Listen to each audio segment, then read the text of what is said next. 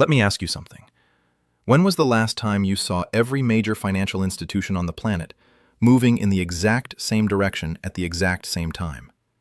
I'm talking about central banks in China, Poland, Turkey, India, Singapore, all doing the identical thing within weeks of each other. That doesn't happen by accident. That happens when they know something you don't. And right now, they're all buying gold like there's a fire sale that's about to end. Here's what nobody's talking about. In the third quarter of 2024, central banks purchased 694 metric tons of gold. That's the highest quarterly purchase in over a year. But here's the kicker. They're not slowing down. The People's Bank of China just reported their 18th consecutive month of gold purchases. 18 months. That's not portfolio rebalancing. That's not diversification. That's preparation. You want to know what they're preparing for? Look at what's happening in the currency markets right now. The dollar index is sitting at levels we haven't seen since the early 2000s, and every time it spikes, gold doesn't crash like it used to. It barely flinches. That's not normal. Gold and the dollar are supposed to move in opposite directions. When one goes up, the other goes down. Except now they're both elevated. You know what that tells me? The traditional relationships are breaking down. The rules that governed markets for 50 years are being rewritten in real time. Let me take you back to 1971 for a second. August 15th. President Nixon goes on television and tells the American people that the United States is temporarily suspending the convertibility of dollars into gold. Temporarily. That was 54 years ago. You know what happened next? Gold went from $35 an ounce to $850 by 1980. That's a 2,400% increase in less than a decade. But here's what most people miss about that period. It wasn't a straight line up. There were moments, critical windows, where people who understood what was happening accumulated as much physical gold as they could get their hands on. And the people who waited, who thought they had more time, they watched from the sidelines as the price ran away from them. We're in one of those windows right now. Look at what's happening with the COMEX, the commodity exchange in New York, where gold futures are traded. Their registered gold inventory, the gold that's actually available for delivery, has been dropping steadily. We're talking about the physical metal that backs up all those paper contracts. In January 2024, registered gold sat at over 21 million ounces. By October, it had fallen to under 19 million. That's a 10% drop in available physical gold, while open interest, the number of contracts betting on gold's price, keeps climbing. You see the problem here? More claims on less metal. It's like a game of musical chairs, except when the music stops, somebody's not getting their gold. And the commercial banks know this. Look at the commitment of traders reports from the CFTC.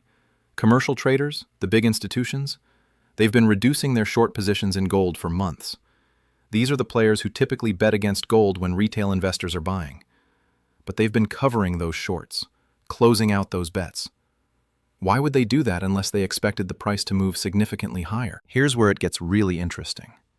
The London Bullion Market Association, the LBMA, they're the ones who oversee the largest physical gold market in the world. Their vaults hold the gold reserves for central banks, sovereign wealth funds, the biggest players on the planet. And according to their latest data, the amount of gold held in London vaults has been declining. Not by a little. We're talking about hundreds of tons moving out of London and heading east. To China, to India, to Singapore. The gold is physically relocating from west to east, and it's not coming back. You want to know why? Because the East doesn't trust the paper gold system anymore. They want the physical metal in their possession. When China buys gold, they're not buying GLD shares or gold futures. They're buying bars. Actual 400-ounce bars that get loaded onto planes and flown to Shanghai. And once that gold lands in China, it doesn't leave. China doesn't export gold. They're a one-way door. Gold goes in, gold stays in. Let me tell you about something that happened in 2013 that nobody talks about anymore. The price of gold had just crashed from $1,900 down to $1,200 in a matter of months. Western investors were panicking, selling everything. The mainstream media was writing obituaries for gold. And you know what China did? They went on the biggest physical gold buying spree in modern history. Chinese citizens bought over 2,000 tons of gold in a single year. 2,000 tons. That's more than most countries' entire reserves. They backed up trucks to the Shanghai Gold Exchange and cleaned out the inventory. And where did that gold come from? It came from the West, from people who were scared, who believed the narrative that gold was dead. Fast forward to today. Gold just hit new all-time highs above $2,700 an ounce. And the same people who sold in 2013 are now watching from the sidelines, wondering if they should get back in. But here's the thing. The gold that was available in 2013, the physical metal that you could walk into a dealer and buy without a premium, that's not there anymore. Premiums on physical gold coins and bars have been elevated for years now. American Gold Eagles are trading at 8 to 10% over spot price. That's the premium you pay just to get your hands on the actual metal. And those premiums aren't coming down. If anything, they're widening. You know what that tells me? There's a shortage of physical gold at the retail level. The refineries can't keep up with demand. The mints are running at full capacity and still have waiting lists. And this is happening while gold is at all-time highs. Usually when prices spike, demand drops. People wait for a pullback. But not this time. This time, people are buying at the highs because they understand something fundamental has changed. Let me talk about what's happening in the geopolitical sphere for a minute, because this is where the real story is. The BRICS nations, Brazil, Russia, India, China, South Africa, they just expanded. They added 6 new members: Saudi Arabia, UAE, Egypt, Ethiopia, Iran, Argentina. You know what these countries have in common? They're all moving away from dollar-denominated trade. They're setting up bilateral trade agreements in their own currencies. China and Saudi Arabia are now settling oil trades in yuan. India and Russia are trading in rupees and rubles. The petrodollar system, the foundation of American financial dominance for the last 50 years, is being dismantled piece by piece. And every single one of these countries is buying gold.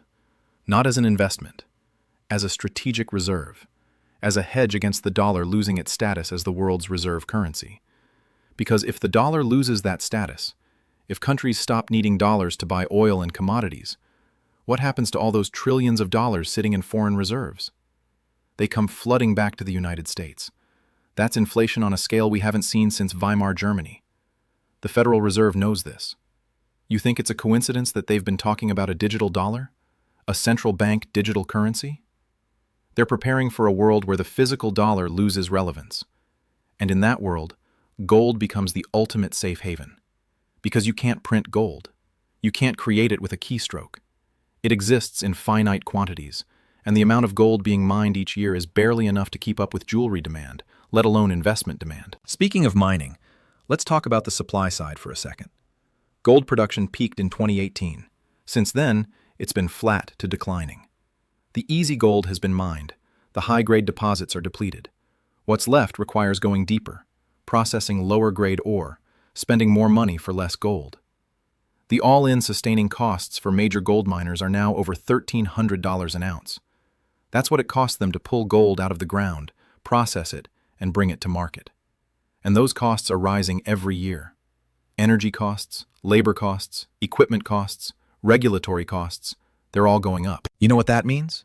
There's a floor under the gold price. Even if demand dropped tomorrow, which it won't, the price can't fall below the cost of production for long. Because if it does, mines shut down, supply contracts, and then the price has to rise to bring those mines back online. It's basic economics. But here's the thing. Demand isn't dropping, it's accelerating, and supply can't keep up.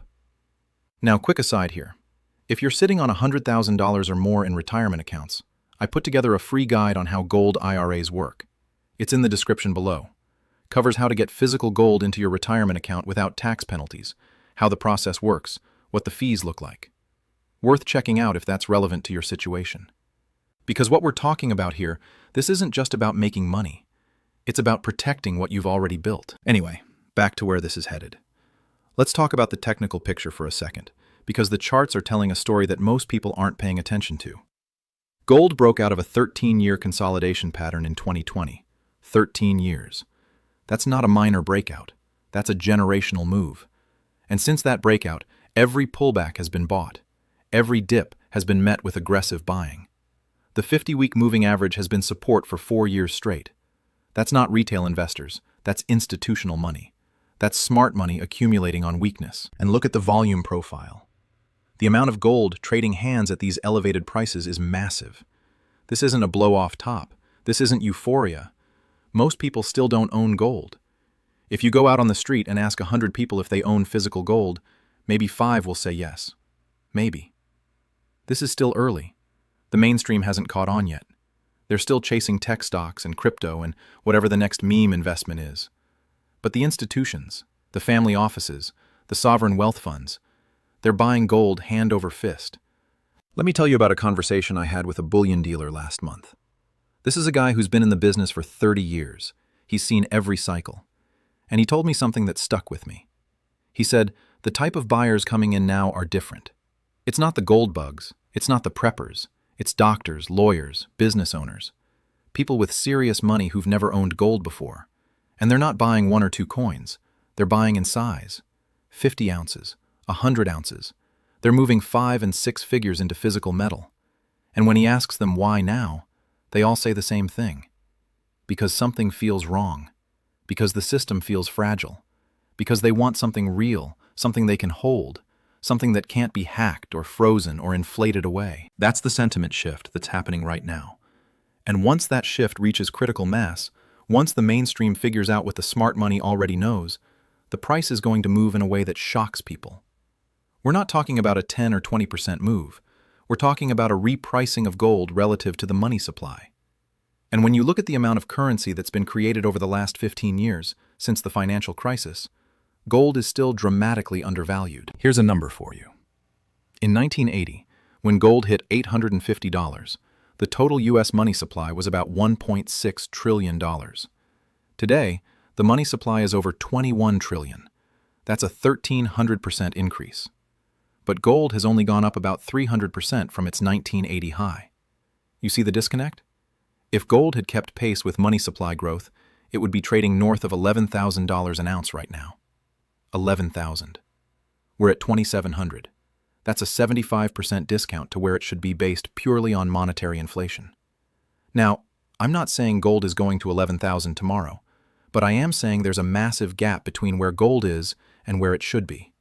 And that gap is going to close.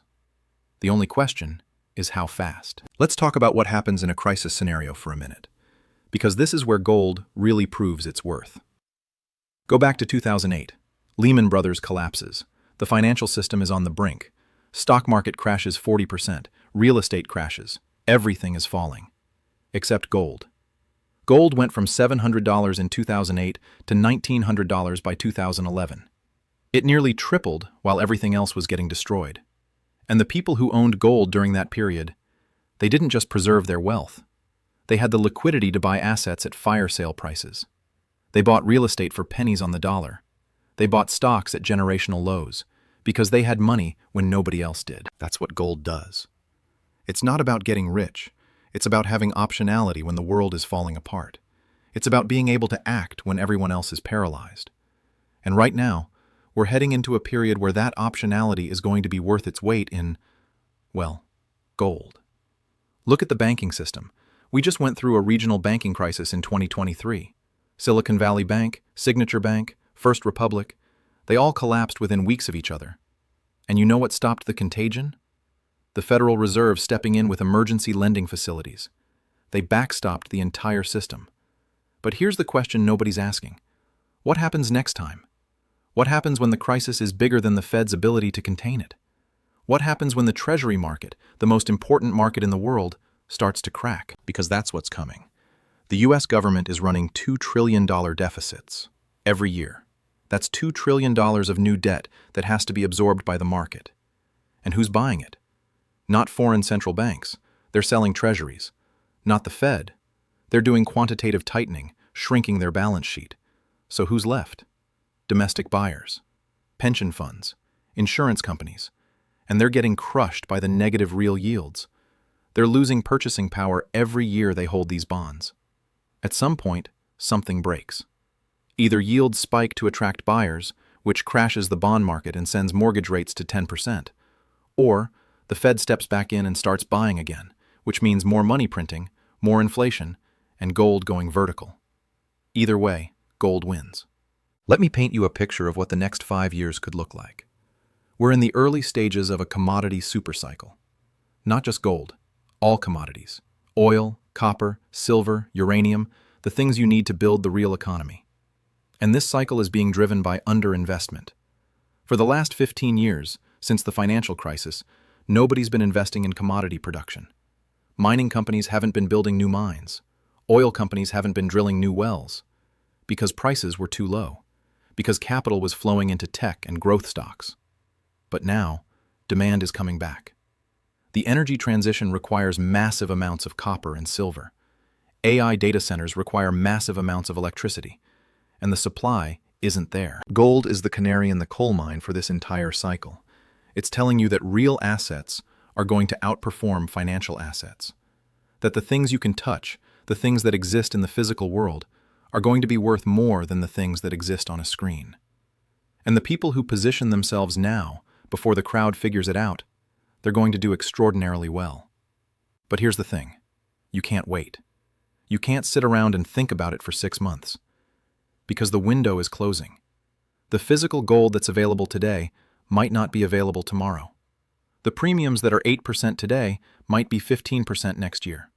And the price that feels high right now is going to look cheap in hindsight. I want you to think about something. What would it mean to you if gold went to $5,000 an ounce? If you own 100 ounces right now, that's a $230,000 gain. That's life-changing money for most people. That's a down payment on a house. That's college tuition. That's retirement security. And I'm not even talking about the extreme scenarios where gold goes to 10,000 or 15,000. I'm talking about a reasonable move based on historical precedent and current fundamentals. The people who are going to capture that move are the people who act now. Not next month. Not after the next Fed meeting. Not after they see what happens with the election. Now. Because by the time it's obvious to everyone, by the time CNBC is running specials on the gold boom, it's too late. The easy money has been made. You're buying at the top, not the bottom. And look, I get it. It's scary to buy something at all-time highs. Every instinct tells you to wait for a pullback. But what if the pullback never comes? What if this is the pullback? What if 2,700 is cheap compared to where we're going? Because that's what the smart money is betting on. That's what the central banks are betting on. That's what the billionaires and the family offices are betting on.